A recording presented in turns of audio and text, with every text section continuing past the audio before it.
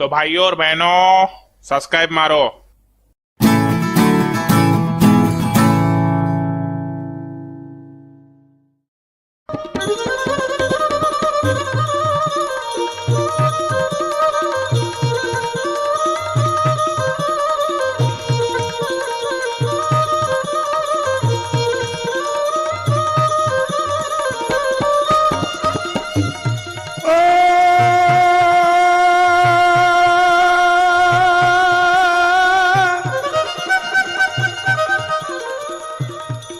अखंड यश अविनाशी अगाम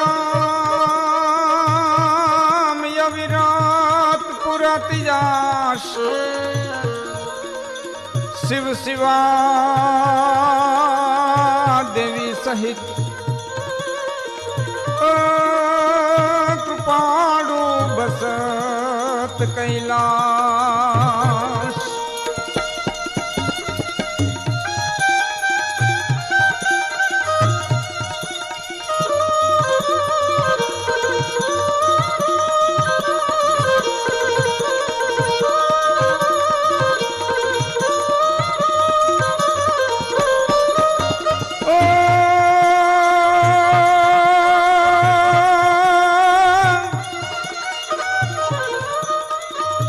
त्रिपुरारी तांडव करत अनहरात सकण भूभार ताके पद वंदन करत सकण रे लोक संसार पण ताके ताके पद वंदन करत सकल लोक संसार त्रिपुरारी तांडव करत અને હરત सकल ભૂભાર તાકે પદ વંદન કરત सकल लोक संसार। એવા ભગવાન શિવ આશુતોષ મહારાજ દેવાધિદેવ મહાદેવ તાંડવના રચયિતા એમની અનેક કથાઓ શિવપુરાણની અંદર ભગવાન વેદવ્યાસજીએ લખી છે। કલ્પે કલ્પે કથાઓ નોખા નોખા કારણોથી બની હોય છે। એ કલ્પભેદની કથાઓમાં બ્રહ્મા નારદની કેસ કે નારદ આ શ્વેત કલ્પની અંદર બનેલી કથા હું તમને કહું છું કે એક વખત પાર્વતીજીની અતિ પ્રિય સખીઓ જયા અને વિજયા એને એક વખત ધીમી ધીમી ધીમી ધીમી વાત કરતા કરતા માં પાર્વતીજીને એટલી વાત કરી, હે દેવી, શિવજી પાસે તો ઘણા ગણ છે, ઘણા ગણ છે, નંદીશ્વર છે, બીજા ઘણા ગણો છે, પુષ્પદંત છે, વીરભદ્ર છે, પણ હે પાર્વતીજી આપણી પાસે કોઈ ગણ નથી, તો એકાદ એવા ગણોની ઉત્પત્તિ કરો કે જે આપણું કયું કરે, આપણી પાસે રહીએ। એ પાર્વતીજી સ્નાન કરવા જવાની તૈયારી કરે છે।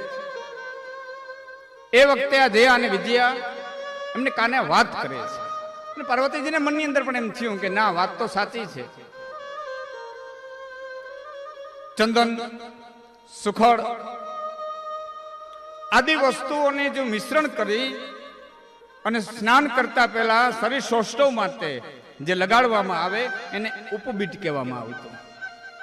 આ બધી વસ્તુઓ લગાડી શરીરમાંથી ધારણ કરી અને પાર્વતીજી સ્નાન કરવા માટે થઈ અને જાય છે।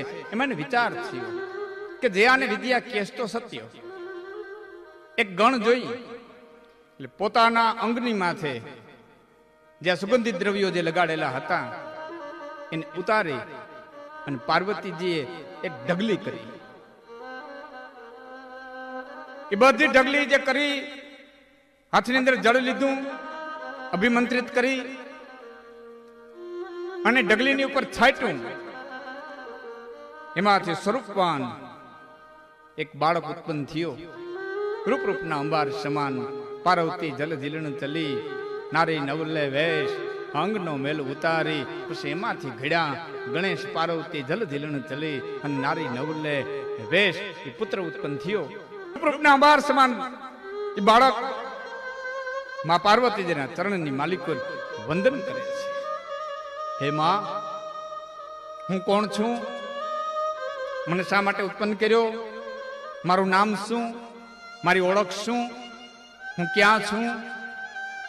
ત્યારે પાર્વતીજીએ બાળકની માથે હાથ મૂકી અને એટલું કીધું, હે પુત્ર, તું મારો ગણ છે. આ કૈલાસ, હિમાલયની મહાપવિત્ર ભૂમિ, ભગવાન ભોળાનાથનું અહીં નિવાસ, અને ઘણા બધા અહીં ગણો છે. પણ હે પુત્ર, મારા તને શક્તિના આશીર્વાદ છે કે તું સર્વ ગણોની માલિકોર મૌડી ગણાઈશ, ગણોનો આગેવાન ગણાઈશ, ગણોનો ઈશ ગણાઈશ. એટલે આજથી તારું નામ ગણેશ છે. જનેતાના ચરણની માલિકોર વંદન કરી અને ગણેશ કહે છે, માં, મારું કાર્ય કે બેટા, મારા જે આ પ્રવેશ દ્વાર છે ને, ત્યાં હું તને બેસાડું છું. હું સ્નાન કરવા માટે થઈને જઈ રહી છું. ફરીવાર હું આવી અને તને આજ્ઞા ન આપું ત્યાં સુધી કોઈ પણ વ્યક્તિ મારા આવાસની અંદર પ્રવેશ ન કરે, એટલે હું તને ભલામણ કરું છું. અને ગણેશ પાર્વતીજીના મહેલના પ્રવેશ દ્વાર ઉપર બેઠા છે. પાર્વતીજી સ્નાન કરવા માટે થઈને ગયા છે. અને એ સમયે કોઈ કારણોસર શિવજી ત્યાં પધારે છે. દેવાધિદેવ કૈલાસ કે નિવાસી કાશી વાસી હે ઉદાસી નાથ. એ કૈલાસનો નિવાસી, ભાંગનો ભોગી શિવજી ત્યાં પધારે છે. પણ ગણેશ જોઈ રહે છે જટા, જટામાં વહેતી ગંગ, એ ચંદ્રમા, ગળાની માલિકો સર્પ, વ્યાગાંબરમ ભસ્માંબરમ જટા જોટ લિબાસ. એ વાઘનું ચામડું કેળે, ભસ્માંબરમ ભસ્મનું અંબર શરીર ઉપર, હાથની અંદર ત્રિશૂળ. ગણેશ જોવે છે, શિવજી અંદર પ્રવેશ કરવાની કોશિશ કરે છે, ગણેશ અટકાવે છે. શિવજી પૂછે, તું કોણ છો? મને અટકાવનાર કૈલાસની અંદર, મને ના પાડનાર કૈલાસની અંદર? ત્યારે ગણેશ કહે છે કે હું પાર્વતીજીનો પુત્ર છું. મને અહીં દ્વારે બેસાડ્યો છે અને માએ મને ચોખ્ખું કીધું છે કે જ્યાં સુધી મારી આજ્ઞા ન થાય ત્યાં સુધી અંદર કોઈને પ્રવેશ કરવા ન દેવો. માટે તમે જે હો તે અંદર પ્રવેશ કરવા દેવામાં નહીં આવે. શિવજી વિચાર કર્યો કે મારે તો પુત્ર એક જ છે, એક જ કાર્તિક સદાનંદ મુર્ગન, મારે એક પુત્ર, ના બીજો ક્યાંથી? મને અટકાવનાર બાળકની અંદર કઈક શક્તિ હશે તો શક્તિનું જરા માપ લઈ લેવું જોઈએ. શિવજી પાછા વળી ગયા, પોતાના આસને આવીને બિરાજમાન થયા. ગણોને બોલાવી અને કીધું કે હે ગણો વીરભદ્ર, હે નંદી, પાર્વતીજીના મહેલના પ્રવેશ દ્વારે એક બાળક બેઠો છે, પડકાર કરે છે, તો જરા શક્તિ તો જોઈ આવો. અને ભાઈ આવ્યા ગણો. એ ગણોને ત્યારે ગણેશે અટકાવ્યા, ત્યારે ગણો યુદ્ધનું આહવાન કર્યું અને ગણેશ થયા તૈયાર. એ ગણોની સાથે યુદ્ધ કર્યું, એ ગણોને મારી હઠાડ્યા. એ પોકાર કરતા કરતા ગણો છે શિવજી પાસે ગયા અને શિવજી પાસે જઈને કીધું કે અદ્ભુત બાળક છે, અદ્ભુત બાળકની માલિકો શક્તિઓ પડેલી છે. અને આવ્યો ભાઈ વળિયો નાથ, ડમડમ નિમાગ ડમડમ નિમાગ ડમડમ નિમાગ ડમરું વગાડતો વગાડતો એ પ્રવેશવાની જયારે તૈયારી કરી ત્યારે ગણેશે કીધું, મારી આજ્ઞા સિવાય પ્રવેશ ન કરી શકું, કે હું કૈલાસનો અધિપતિ કૈલાસપતિ શિવ કે જે હોઉં તે, મા પાર્વતીજીની આજ્ઞા ન થાય ત્યાં સુધી આ પ્રવેશ ન કરી શકો. એ વારંવાર જયારે શિવજીએ કીધું હું કૈલાસપતિ, હું ભોળોનાથ, હું દેવાધિદેવ મહાદેવ, અને ત્યારે ગણેશે કીધું કે વીર પુરુષ પોતાની શક્તિઓના વારંવાર વખાણ નથી કરતા, કાં પાછા વળી જાઓ નહીતર મારી સાથે યુદ્ધ કરો, હું આપને યુદ્ધનું આહવાન આપું છું. ભગવાન ભોળાનાથ વિચારે ચડી ગયા, પાછા વળે તોય દખ. યુદ્ધનું આહવાન, વીર પુરુષથી આહવાનનો અનાદર ન થાય. ટૂંકમાં ગણેશની હારે યુદ્ધ મંડાણો, શક્તિઓ છૂટવા માંડી. એ ભગવાન ભોળાનાથે ત્રિશૂળ લઈ અને ટૂંકમાં વાત કરીએ એ ગણેશનું મસ્તક ધડથી જુદું કર્યું. અને આ બાજુ પાર્વતીજીને આવવું, ધડથી મસ્તક પોતાના પુત્રનું જુદું થયેલું જોયું અને શક્તિભાઈ કોપાયમાન થઈ. ધરાડ ધરાડ ધરાડ ધરાડ હૈયારીમાં એક આગ લાગી. એ રૂવાડે રૂવાડેથી મંડી કે શક્તિઓ ઉત્પન્ન થવા, એક એક શક્તિ મંડી ઉત્પન્ન થવા, એ હાહાકાર મચાવવા મંડી. હિમાલય ધ્રુજો, કૈલાસ ધ્રુજો, એ શક્તિઓના તેજથી હિમાલય મીંડો ઓગળવા. એ આસન ધ્રુજા, એ શક્તિઓ મંડી ઉપદ્રવ કરવા. એ મૃત્યુલોક, ચંદ્રલોક, દેવલોક મીંડું ઇન્દ્રનું ઇન્દ્રાસન ડોલવા. એ બ્રહ્માંડના સિંહાસનને તાપ લાગ્યો. જો બ્રહ્માંડની માલિકો શક્તિઓનો તાપ લાગ્યો, એ મંડી ગયા લોક ધ્રુજવા. એ સર્વ દેવતાઓ મળી આદિ પિતા બ્રહ્માની પાસે જઈને એટલું કીધું કે હે બ્રહ્મા, હે પરમ પિતા, લોક અમારા ધ્રુજી રહ્યા છે, મહા ઉત્પાત થઈ રહ્યો છે. બ્રહ્માએ કીધું દેવતાઓ, આ સતી પાર્વતીનો કોપ છે. કોઈ ઉપાય કે ઉપાયમાં તો હરિનું શરણ લઈએ, હરિ પ્રસન્ન થાય. કે ક્યાં જઈએ? ક્ષીર સમુદ્રમાં જાય, વૈકુંઠમાં જાય, ગોલોકમાં જાય. નારાયણને જો પ્રસન્ન કરવા, નારાયણને ગોતવા માટે, નારાયણને વાત કરવા માટે આપણે ક્યાં પ્રસ્થાન કરીએ? ત્યારે બ્રહ્મા કહે છે કે ક્યાંય જવાની જરૂર નથી. કે તો કે હરિને તો જ્યાં પોકાર કરો ને ત્યાં આવી અનુભવ રહીએ છે. ઈશ્વરને, નારાયણને સાચા હૃદયથી તમે જ્યાં પોકાર કરો ત્યાં આવીને ઉભો રહીએ. વૈકુંઠમાં જવાની જરૂર નથી, શ્રી સમુદ્રમાં જવાની જરૂર નથી. એ અહીંયા જ પ્રગટ થાય. 33 કોટી દેવતાઓ, અપ્સરાઓ, ગાંધર્વો, કિન્નરો, ચારણો સર્વે મળી અને નારાયણની સ્તુતિ કરે છે, નારાયણની પ્રાર્થના કરે છે કે હે નારાયણ, હે વિષ્ણુ, હે અનંત રામ. દેવતાઓના મુખમાંથી પ્રાર્થના છૂટે છે. મંગલ ભવનય મંગલ હારી, મંગલ ભવનય મંગલ હારી.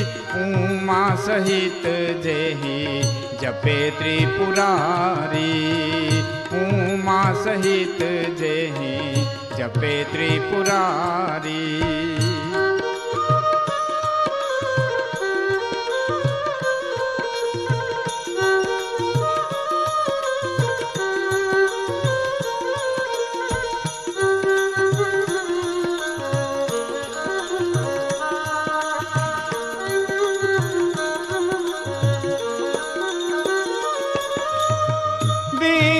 દયાલ બિરિદુ સંભારી, દીન દયાલ બિરિદુ સંભારી.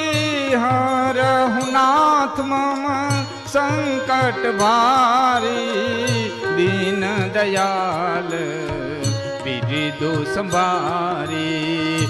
હરહુ નાથ મમ સંકટ ભારી, હરહુ નાથ મમ સંકટ ભારી.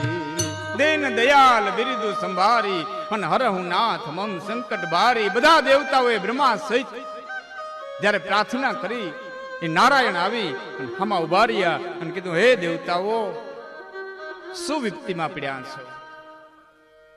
શક્તિ કોપાયમાન થઈ છે, કૈલાસ ધ્રુજો છે.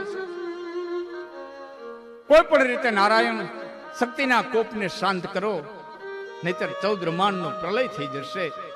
અને નારાયણ સહિત, બ્રહ્મા સહિત સર્વ દેવતાઓ આવી અને મા પાર્વતીની પાસે સ્તુતિ કરે છે, પ્રાર્થના કરે છે. હે સતી, હે જગદંબા, હે આદ્ય શક્તિ, દયા કરો, દયા કરો, દયા કરો. ત્રાહી મામ શરણાગતમ, ત્રાહી મામ શરણાગતમ, ત્રાહી મામ શરણાગતમ. સર્વ દેવતાઓ જેને જેવી આવડે એ જુદા જુદા ભાવથી સ્તુતિઓ કરે છે. જય જય ગિરિવર રાજ કિશોરી, જય મહેશ મુખચંદ્ર ચકોરી. હે ગિરિરાજની કુમારી, આપનો જય હો. હે મહેશના મુખરૂપી ચંદ્રની ચકોરી, આપનો જય હો, જય હો, જય હો.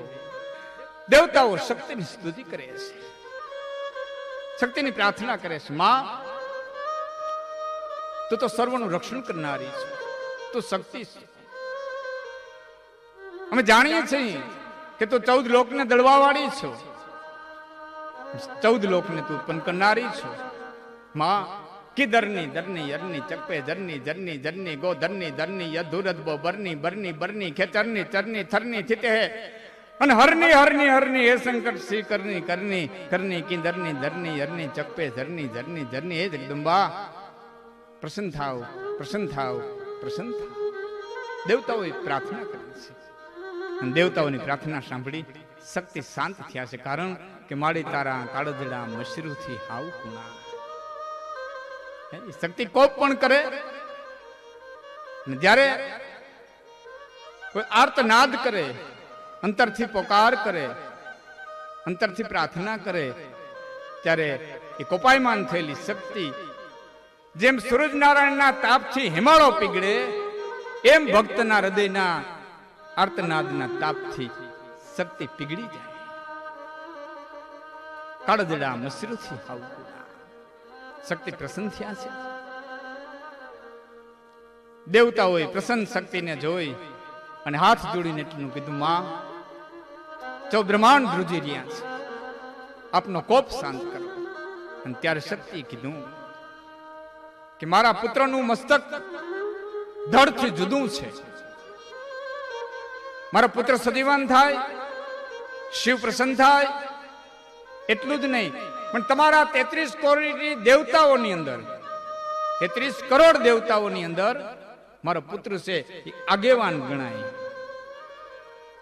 સર્વ દેવતાઓનું પૂજન થતા પહેલા મારા પુત્રનું પૂજન થાય. એવું જો તમે સર્વ દેવતાઓ મળી અને વચન આપો ને તો હું પ્રલય થતો રોકું. મરક મરક મરક મરક દાંત કાઢી અકળ લીલા કરનારા નારાયણે કીધું છે, સતી માં, આપ જે ઈચ્છો છો ને એ થશે. 33 કરોડ દેવતાઓના પૂજન થતા પહેલા, યજ્ઞ થતા પહેલા, હવન થતા પહેલા આપના પુત્રની પ્રથમ પૂજા થશે. એ નારાયણ પ્રસન્ન થયા છે. શિવજીએ કીધું છે, ઉત્તર દિશાની અંદર જાઓ, જે કોઈ પ્રાણી સામું જડે, જે કોઈ સામું મળે એનું મસ્તક લઈ આવ્યો. એ ઉત્તર દિશામાંથી એક દાંતવાળા એક હાથીનું મસ્તક દેવતાઓ લઈ આવે છે. ગણેશના દળ ઉપર મસ્તક મૂકી અને શિવજી અભિમંત્રિત કરેલા પાણીથી જળ છાંટે છે અને ગણેશને સજીવન કરે છે. એ તે દિવસથી ગજનામ હાથી, એક દાંતવાળા હાથીનું મસ્તક ચડાવ્યું હતું એટલે ગણેશ ગજાનંદ કહેવાણા છે. જય જય ગિરિબર રાજ કિશોરી, જય મહેશ મુખ ચંદ્ર ચકોરી. પછી તુલસીદાસજી લખે છે કે આદિ શિવ ઓમકાર ભજન હરત પાપ ભાર નિરંજન નિરાકાર ઈશ્વર નામી.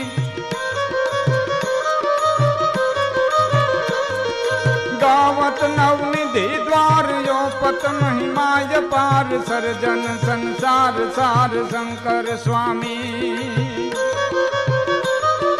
ગરે સિરવાત ગાંગ પાપ હરત જલ તરાંગ ઉમિયા યર ધાંગ યાંગ કેફ યહારી. ઓ સુંદર મૂર્તિ સમ્રાટ હરદમ જુગ જોડી હાથ ભજહો મન ભીમનાથ શંકર. ભારે જીજો ભજહો મન ભીમનાથ શંકર.